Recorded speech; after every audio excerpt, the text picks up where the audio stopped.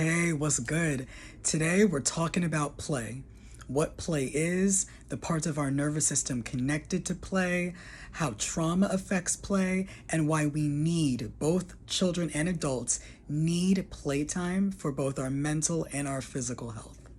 So this is part of a series where I'm helping people connect with their intuition, map out their nervous systems, develop a solid, healthy relationship with their bodies, and community build using somatic psych theory.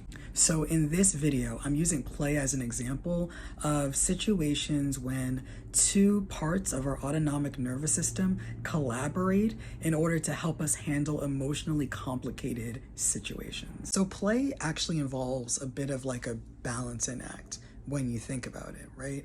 It involves being hype, but staying in the moment, and being active, but staying connected to the people that you're playing with. Play requires you to be spontaneous, open to change, and cool with a bunch of different things happening all at once. In order to play, you need the energy from your sympathetic nervous system, and you also need your ventral vagus's social engagement center to send and receive signs of safety from your nervous system to the people that you're playing with, and also from their nervous systems to yours, so you know that everything's cool, right?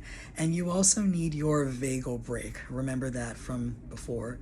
You need your vagal brake in play because that brake relaxes enough so that you can receive some of that sympathetic energy that you need, but engages enough so that you don't become overwhelmed or slip into fight flight, slip into shutdown, etc.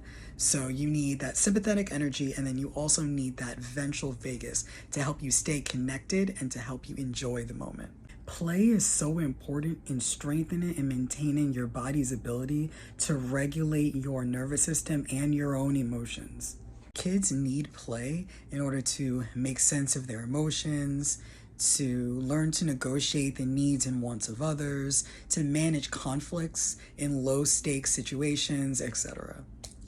Capitalism forces kids to act less like kids in order to be more convenient and fit into our obligations. This can have negative effects on the development and mental health of children who grow up to be adults that are still having their play needs neglected. Playtime gives adults opportunities to feel excited and hype and to release energy without feeling overstimulated or otherwise unsafe. Finally, an opportunity to just do something fun without having to worry about failing, without having to worry about being perfect. You're literally doing this thing for just the experience, for the pleasure of it all. Having the energy, the motivation, even the desire to play is only possible when kids and adults feel safe enough. If you are in a chronic fight or flight mode, you are too busy trying to get to safety by any means. And if you're in a shutdown state, a low power mode, you're too busy trying to survive. Systemic oppressions like capitalism, racism, sexism, ableism, etc. rob people of the safety, security, and even community that we all need in order to get in enough playtime for our physical and mental health. Due to life experiences and traumas, someone's nervous system might interpret playtime as danger. People in chronic survival mode could have nervous systems that have a harder time staying flexible enough to handle both the sympathetic nervous system and ventral vagus collaborating and being active at the same time.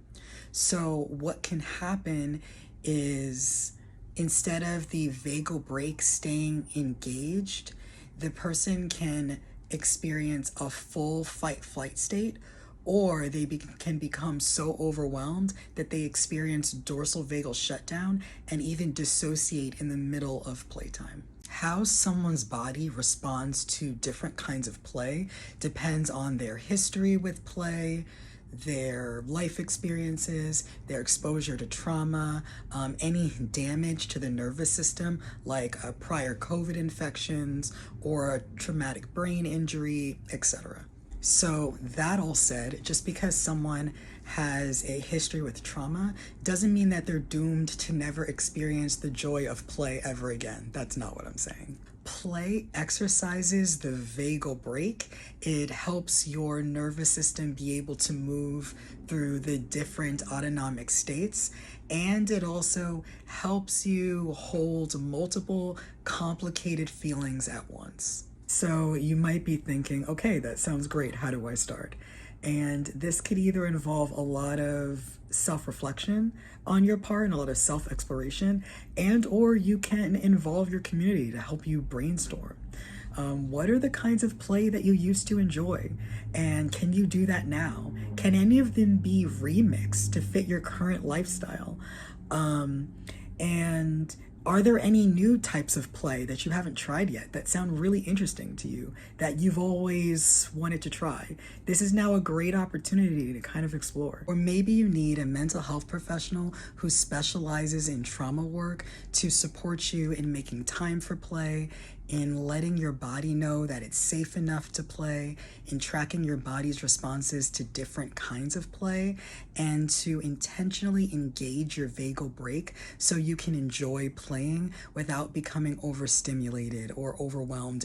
Play is a lower stakes, less risky situation where people can gain experience trusting themselves with handling intense emotions while also learning that these intense emotions won't last forever. Play is an important part of community building, whether it's happening virtually or in person.